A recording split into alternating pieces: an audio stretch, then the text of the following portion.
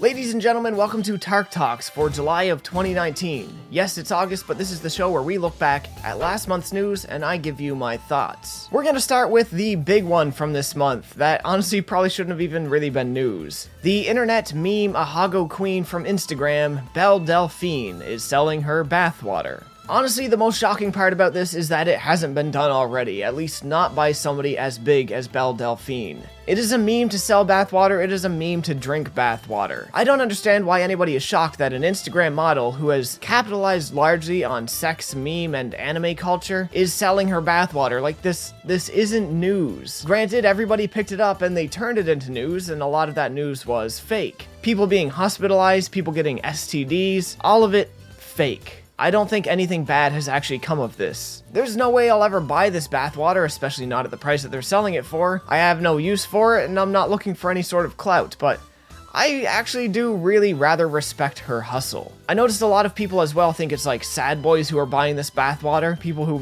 might actually want to drink it or do some weird nefarious shit with it. I don't think that's the case. I think 95, probably even more % of the purchases of this is being made by memesters and nothing else. I'll tell you, if I could sell bathwater, I would. Here. Alright. We'll sell these, this empty bag of Gamer Boy Dynamite, Doritos. Empty bag of Doritos. They're limited supply, actually. Yeah, I got more than one. I got these 3 bags of empty Doritos. Gamer Boy Tarks Gauntlet empty Dorito bags. You go buy it on Teespring. Can you sell this shit on Teespring?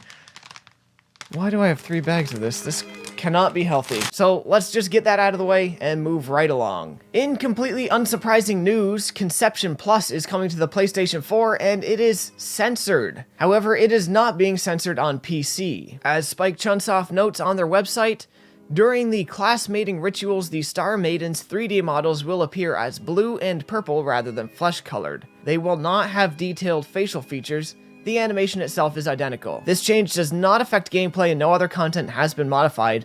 This content change will not be applied to the Steam PC version. So clearly, just as we've known this whole time, there are a different set of standards when developing for PlayStation 4. In news that I missed reporting last month, P-Cube, the notable niche localizers, are stretching out a bit and have actually entered the world of game development, and have released their first ever personally developed game, Kotodama: The 7 Mysteries of Fujisawa. I will be covering this game in the coming month, so look forward to that. I have played it already, but I'm going to withhold comments for now. And whether the game is good or bad, I'm really happy to see that P-Cube is stretching out, and I hope this is profitable for them. God knows they've had a hard enough time getting their games out there lately too, and I really want to see them get somewhere, because I really appreciate what it is that they do. In some smaller news this month, we got the reveal for Death End Request 2. Now, the first game I felt made a lot of interesting steps in unique and intriguing directions, but if the second game can do more of the same without getting too ambitious, and just crack down on polishing some more of the mechanics, I think Death End Request 2 could easily be better than the first. It could actually be something fairly solid. We have the official announcement that Omega Labyrinth Life, both the versions for the PS4 and Switch, are coming to the West, or rather they already have. If I read everything correctly, it seems the game released on August 1st and just kind of took everybody by surprise, myself included. If I can find time between getting married and playing Fire Emblem 3 Houses, I might actually take a look at this one. But there are other games coming out this month that I also want to look at. God knows I'm not going to have the time.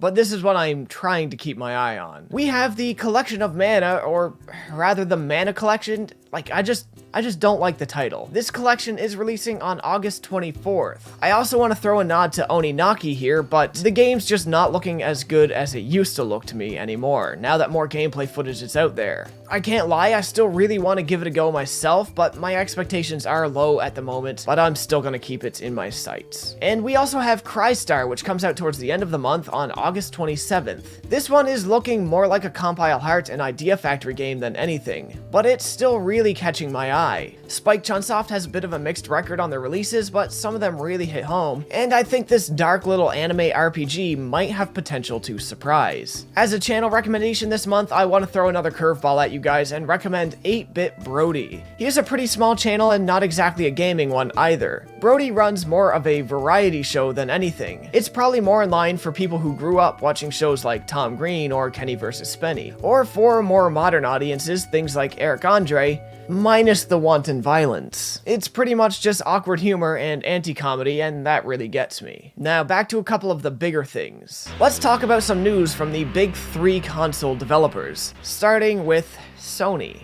The PlayStation 4 has become the fastest selling console to break 100 million units. We kinda seen this coming for a while, and it's great for the company and all, and at the very least it should assure industry analysts or wary consumers that console gaming will be alive and well for years to come. But what really needs to happen? Sony needs to take the profits from those 100 million sold and make a PlayStation Vita 2. But you know, I'm dreaming on that one. Also from Sony, at least in a way, PlayStation 5 pre-orders have begun on a small set of foreign websites for over $1,000. Does this mean the system is going to be this expensive? I really don't think so. This is more than anything just a placeholder price for the company selling the pre-orders. Granted, I think the PlayStation 5 will be notably expensive, but not as notable as previous ones like, say, the PlayStation 3. The PlayStation 5 is probably going to be a pretty good system, but not $1,000 good. And I wouldn't recommend anybody actually pre-order from one of these websites anytime soon.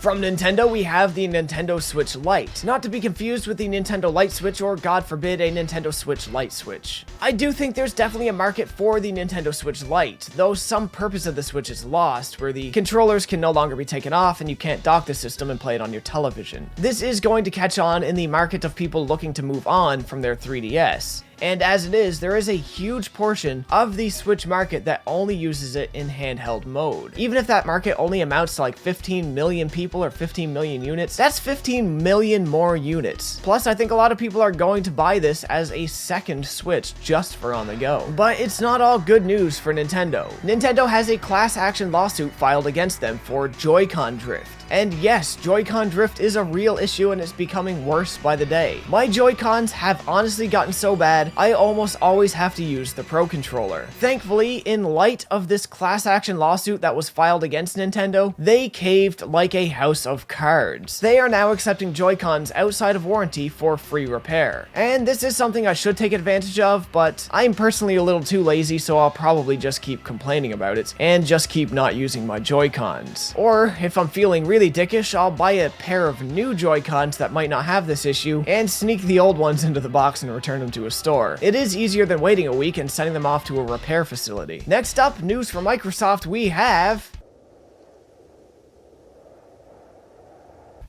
apparently nothing, like usual. Not ragging on Microsoft, there just wasn't much interesting this month. And honestly, in terms of overall news this month, I don't really think there was that much going on. July was kind of slow for me. A few new games to look forward to and a few kind of funny stories, but nothing really that groundbreaking or interesting. So this might have been a bit of a small one. Those are just my quick thoughts on a few small things that happened throughout the month. If you guys enjoyed the video, let me know, and by all means, as the month goes along, in any comment section on any video, if you think there's a piece of news that you want to hear me comment on, just leave a comment in any comment section. I will try to take a note of it, and I will try to remember it when it comes time to film these videos. As always, folks, I just want to say thanks for watching. That's a terrible sign-off, but not as bad as my sign-off from the last unboxing video. If you haven't seen that, check it out on the end screen. See ya!